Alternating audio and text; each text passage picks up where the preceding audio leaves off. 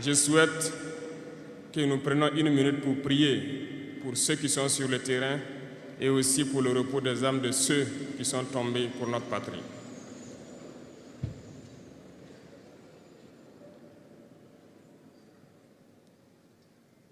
Je vous remercie.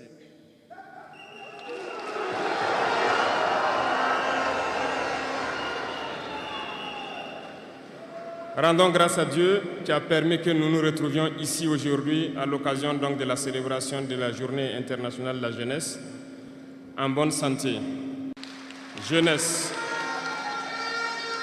jeunesse du Burkina, jeunesse d'Afrique. La jeunesse, cette phase de la vie où l'on a assez de force, assez d'énergie. La jeunesse, c'est l'époque où on n'a pas assez de temps. Nous devons profiter du temps qui nous est donné, utiliser l'énergie nécessaire pour atteindre nos objectifs, pour changer le monde, changer notre monde, changer le monde des autres, positivement.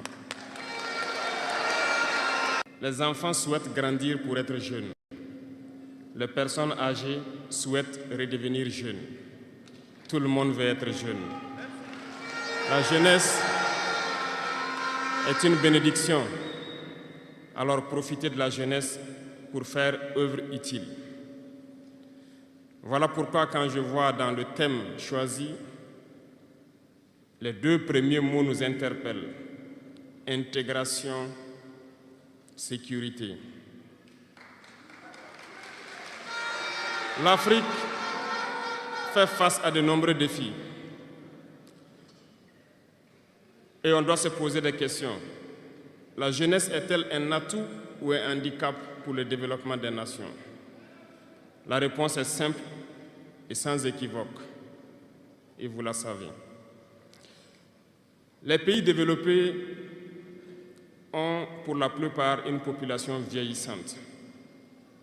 Et actuellement, beaucoup de pays ont lancé des programmes pour rajeunir leur population. L'Afrique a cette chance d'avoir une population très jeune. Mais pourquoi l'Afrique n'est-elle pas développée? Nous devrions donc nous pencher sur la question de comprendre pourquoi l'Afrique a une population jeune et qu'elle n'est pas développée. Et que les pays qui se disent développés cherchent donc à rajeunir leur population. Il faut que nous arrivions donc à transformer notre jeunesse en un véritable atout et un moteur de développement pour notre continent. Et pour ce faire, nous avons besoin d'intégration, nous avons besoin de sécurité, de développement, nous avons besoin de nous unir. Certes, vous entendrez parler de l'Union africaine. Oui, elle existe. Mais quel est l'effet de l'Union africaine en réalité?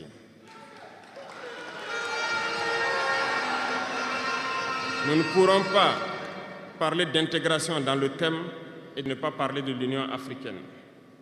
Parce que c'est cette organisation qui devrait nous unir, créer l'intégration réelle.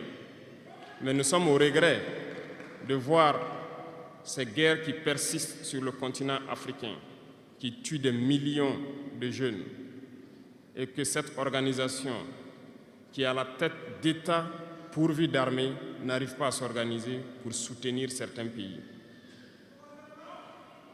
L'union n'est pas juste un mot. L'union, c'est un symbole.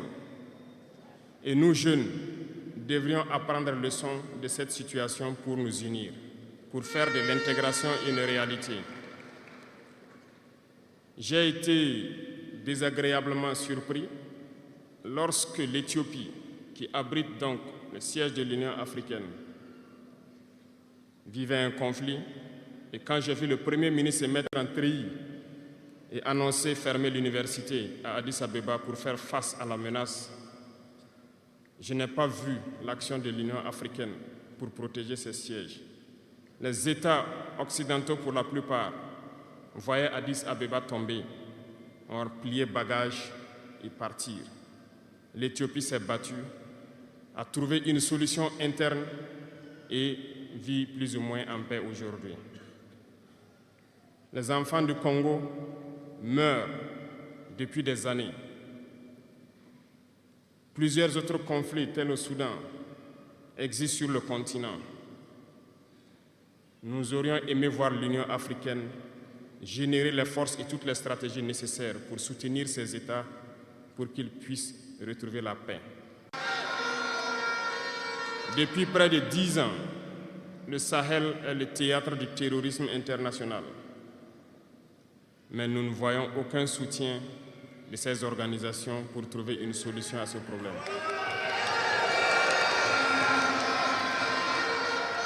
Pire, il y a quelques jours de cela, un pays étranger à l'Afrique a annoncé ouvertement avoir soutenu et participé à une attaque lâche, terroriste et barbare contre des forces de notre confédération à Tinzaouaten.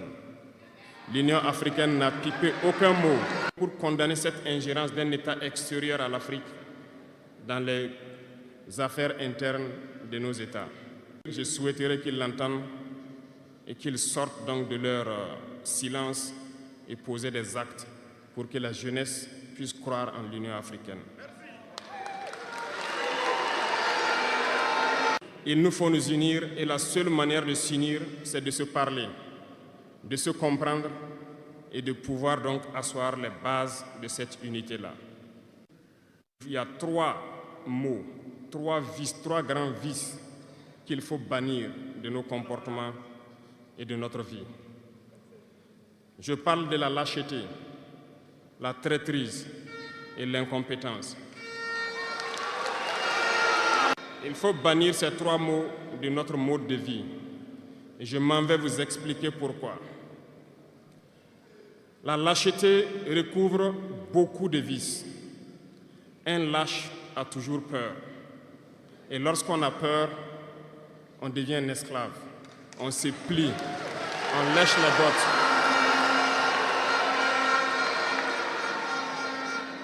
Nos ancêtres n'ont pas été lâches. Et si nous sommes lâches, nos enfants vont nous poser des questions. Imaginez qu'au Burkina, nous refusions de nous battre et nous acceptons de nous soumettre, de vivre l'esclavage. Demain, nos enfants grandiront. Ils se poseront des questions. Nos parents ont-ils été des lâches pour nous laisser dans l'esclavage? Que nous soyons vivants ou morts, nous allons le ressentir. Le lâche a peur et les impérialistes ont compris, ils essaient de faire peur aux leaders pour que vous soyez des lâches. Parce que quand vous êtes un lâche, tous les autres vices peuvent naître. On fait tout pour que nous ayons peur.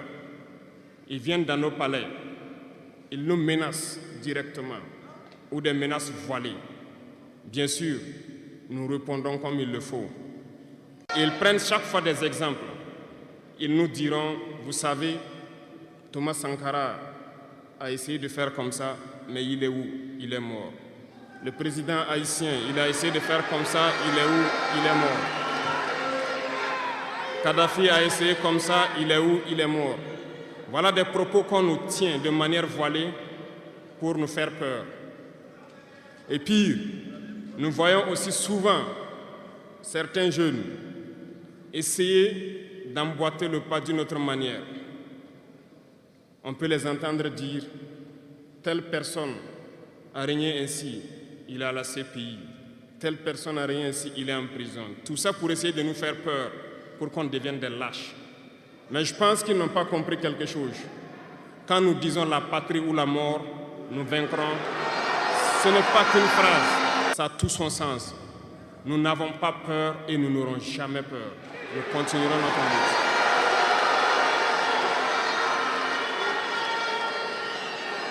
Ils ont fait peur sûrement à beaucoup de chefs d'État africains.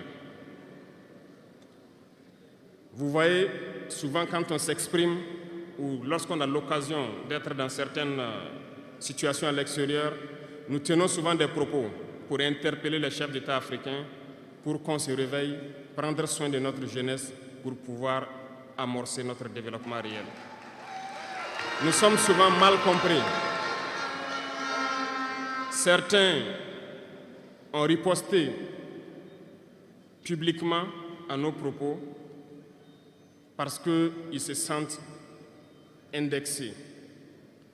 Mais je peux vous assurer, jeunesse, que lorsque nous nous retrouvons dans les couloirs, ces mêmes chefs d'État nous disent « Vous êtes sur la bonne voie, c'est ce qu'il faut faire pour que l'Afrique puisse s'en sortir. »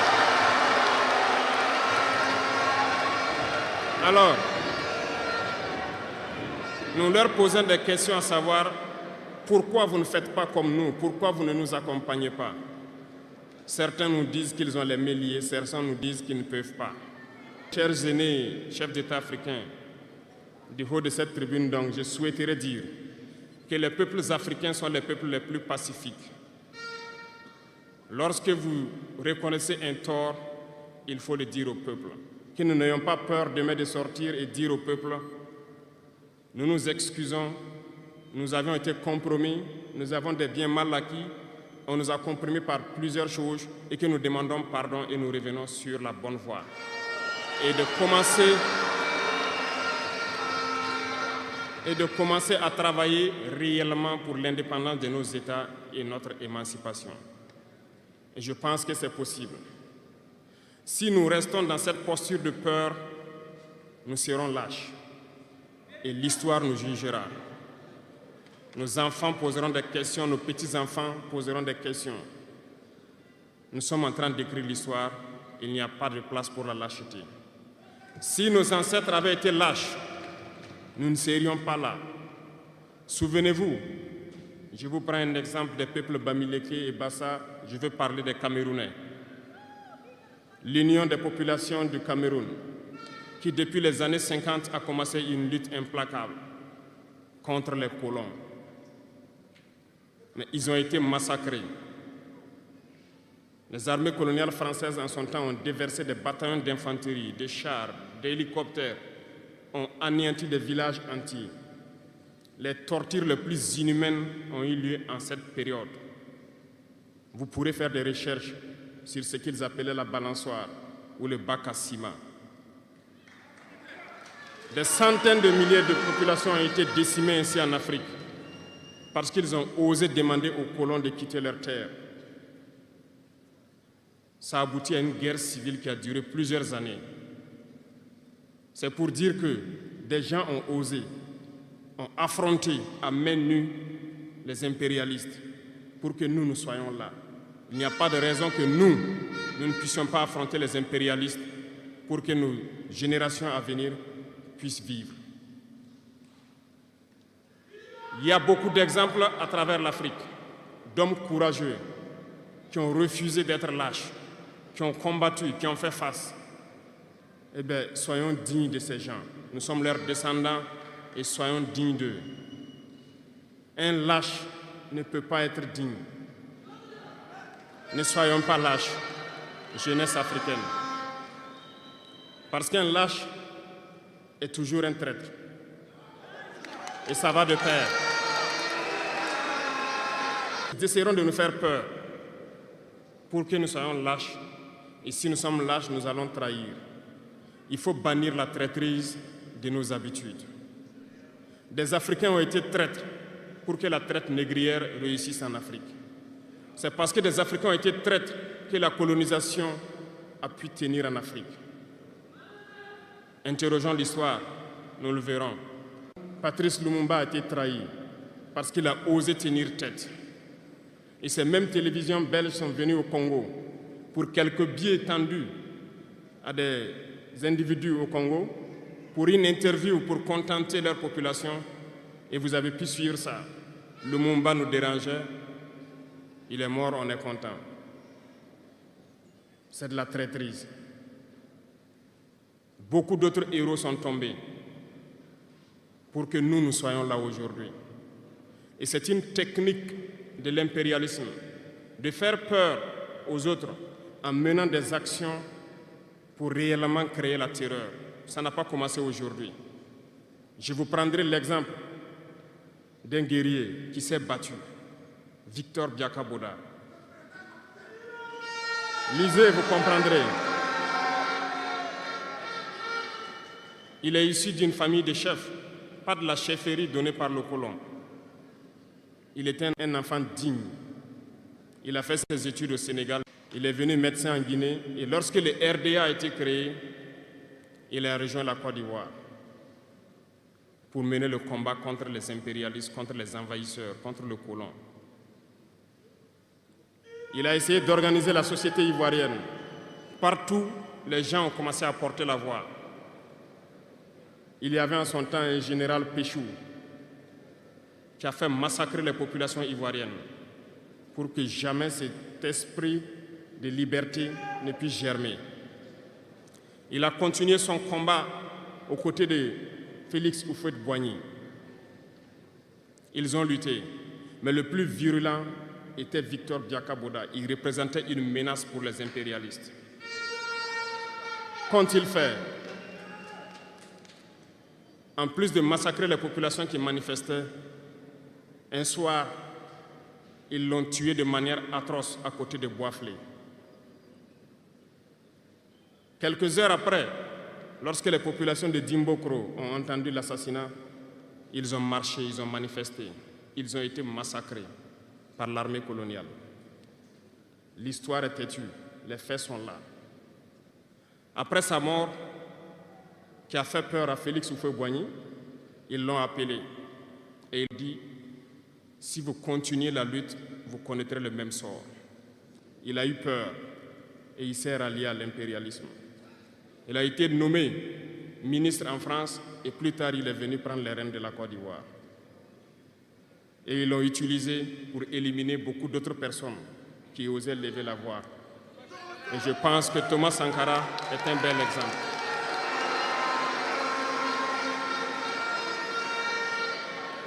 Si vous avez peur, vous serez lâche et vous serez traître. N'ayez jamais peur. La lutte doit continuer.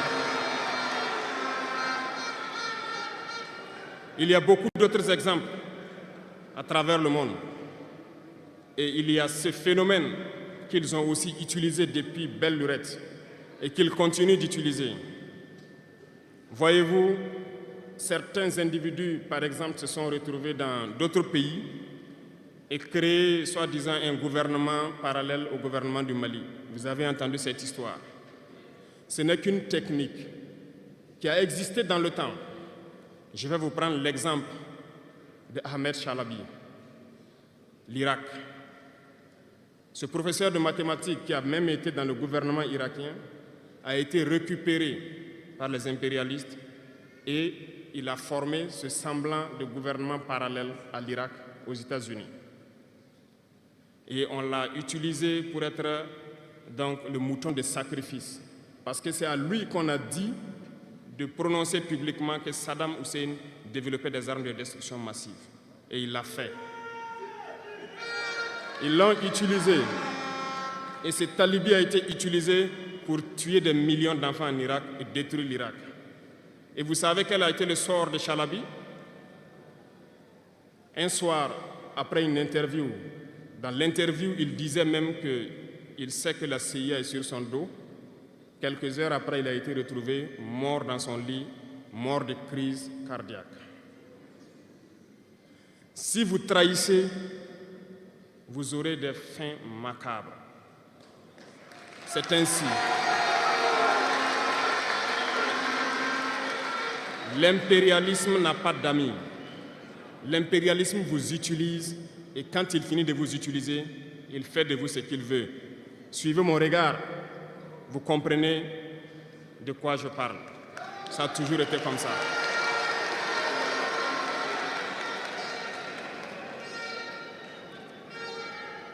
Le troisième vice, c'est l'incompétence. L'incompétence est un phénomène très dangereux qu'ils ont utilisé pour détruire la société africaine. Dans nos administrations, il y a beaucoup d'incompétence. Reconnaissons-le. Les incompétents ont beaucoup de place à côté de l'impérialisme. Parce que les incompétents peuvent plomber le développement d'un pays. Les incompétents peuvent vous amener à douter de vous. Les incompétents aiment la facilité. Les incompétents aiment tout pour eux seuls. Les incompétents n'aiment pas ceux qui sont compétents.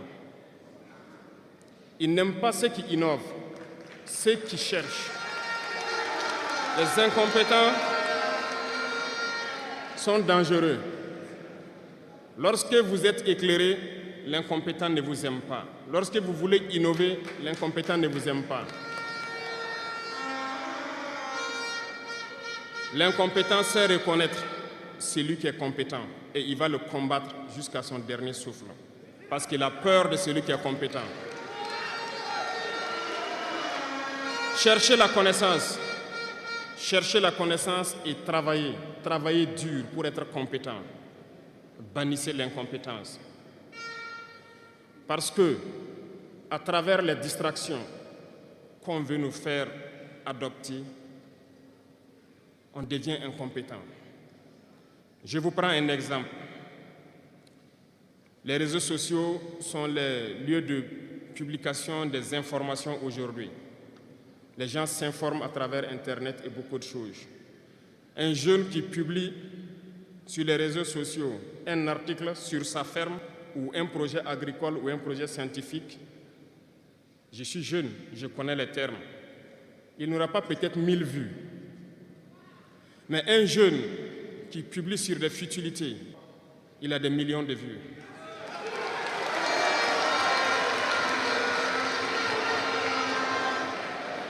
Justement, on veut vous faire perdre du temps dans les futilités.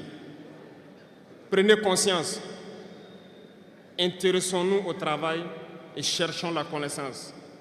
Cherchons la compétence. Se distraire, c'est bien, mais on doit travailler d'abord, avant de se distraire. Cherchez la connaissance, sinon vous perdrez du temps à ne rien faire. Et la jeunesse, c'est l'époque, c'est la période où il faut exploiter son temps à bon escient. Les impérialistes le savent. Voilà pourquoi ils vont multiplier tout ce qui est événement de distraction. Ils vont multiplier tout ce qui est événement qui peut vous détourner du travail pour que vous soyez des incompétents. Et en ce moment, quand vous êtes endormis, on choisit les incompétents pour diriger tout ce qui est structure importante. Et vous n'avez le choix que de vous plier. Ne soyons pas incompétents, cherchons la connaissance. Les incompétents se cachent souvent derrière des mots. Ils emploient les termes de démocratie, de liberté, sans se rendre compte de quoi il s'agit. Camarades, la démocratie est un état d'esprit, autant que la jeunesse est un état d'esprit. C'est soi-disant démocrate, mais regardez le monde. Comment est-ce qu'on peut vouloir imposer la démocratie en tuant des millions de personnes? C'est de la dictature, ça, ce n'est pas de la démocratie. Ça ne s'impose pas. Ceux-là qui se disent démocrates, mais regardez, nous avons vu des scènes où on a empêché des gens de rentrer dans des assemblées. On a vu des scènes où des forces ont débarqué dans des assemblées pour obliger les députés à prendre des textes. On a vu des scènes plus terribles que ça, où les gens tuent leurs manifestants. Mais eux, ils s'appellent démocrates et nous, on nous appelle donc des putschistes. Si c'est ça la démocratie, je répète, nous ne voulons pas de cette démocratie.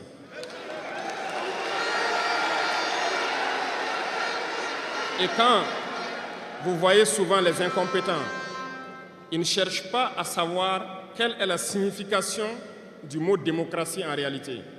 Ils s'accrochent juste à la définition qui lui a donné l'impérialisme et il se met à parler de démocratie sans réellement connaître le fondement. Ça, c'est de l'incompétence. Il faut chercher à connaître, avoir la connaissance, regarder le monde pour redéfinir la démocratie telle que nous le voulons en Afrique. Les incompétents se cachent derrière les libertés. Retenez une chose, il n'y a pas de liberté individuelle qui existe. C'est un fait. Vous pensez vraiment que chacun est libre? La liberté est collective. Tant que nous vivons dans une société avec des règles, la liberté est collective. Parce que si vous ne respectez pas les règles, vous ne pouvez pas vivre dans la société. Si vous êtes libre de parler comme vous voulez, l'autre aussi est libre de vous répondre comme il veut. Ça sera du désordre. Si vous êtes libre de rouler dans la rue et de passer le feu au rouge comme vous voulez, l'autre est libre de passer aussi et de vous cogner. Vous comprenez que si la liberté individuelle prend le dessus, nous sommes dans une société de désordre. Voilà pourquoi il y a des règles dans la société. Et les règles, tout le monde doit les respecter. Et là, on parle de liberté collective.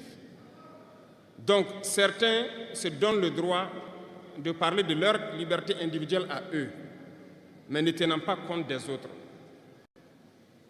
Je pense que ça fait partie aussi de l'incompétence, parce qu'ils ne cherchent pas à comprendre, ils s'arrogent les droits que peut-être les États les ont donnés pour sévir, pour faire tout pour eux, en négligeant les libertés des autres. Non, la liberté est collective. Avant de poser un acte, on pense à la liberté d'autrui. Et nous ne devons pas transcender la liberté des autres. Donc ça fait qu'on doit avoir de la réserve. Et une fois qu'on a de la réserve, la liberté individuelle n'existe pas. La liberté est collective. Et nous devons avoir cette culture de liberté collective. Cherchons donc la connaissance, lisons, interrogeons l'histoire. Ne lisez pas l'histoire écrite en leur faveur. Cherchez la connaissance à travers plusieurs sources et vous comprendrez dans l'histoire qui s'est battu pour l'Afrique, comment nous devons nous battre pour continuer cette lutte de nos dévanciers. Et je ne terminerai pas mes propos sans faire un coup de gueule encore au volet de la communication. Parce que, comme je le dis, c'est l'arme fatale de l'impérialisme. Et vous, jeunes, vous devez tout faire pour savoir distinguer le vrai du faux.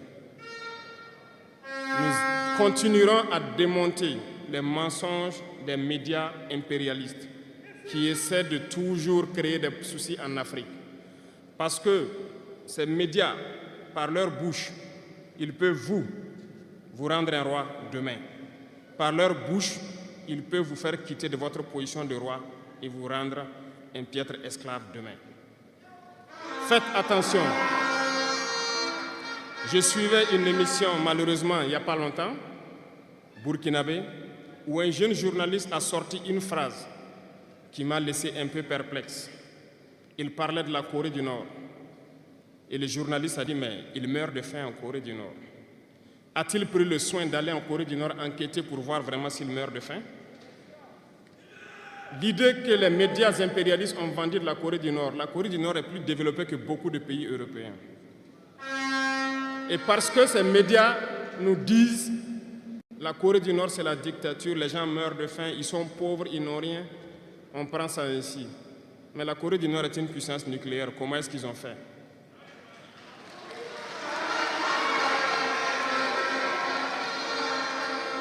Faisons attention à la communication. Il ne faut pas suivre de manière aveugle ces médias menteurs qui ne cherchent qu'à diviser l'Afrique. C'est logique, ils se battent pour les intérêts de leur peuple. Et l'intérêt de leur peuple, c'est que l'Afrique soit divisée. Alors, jeunesse du Burkina, jeunesse d'Afrique, il faut qu'on s'unisse. Il faut bannir la lâcheté, il faut bannir l'incompétence, il faut bannir la traîtrise et tous les vices dans nos sociétés. Je vous invite à repartir encore lire, à se mettre au travail pour que l'Afrique que nous voulons, autosuffisante, soit une réalité. Pour que l'Afrique que nous voulons pour un développement harmonieux soit une réalité. Parce que je reviens sur votre thème. Il n'y a pas de paix et de sécurité sans développement. Les deux vont de pair. S'il n'y a pas de développement, il n'y a pas de sécurité. Parce que s'il n'y a pas de développement, la jeunesse va forcément se retrouver dans les vices. Et il n'y aura pas de sécurité. S'il n'y a pas de sécurité aussi, il n'y a pas de développement. Donc les deux doivent aller de pair. Intégrons cela dans nos combats pour que nous puissions nous battre et nous développons. Allons-y vers la production. Produisons suffisamment. Transformons sur place nos matières premières pour que ce soit bénéfique pour nos populations et envie d'exporter cela. La patrie ou la mort,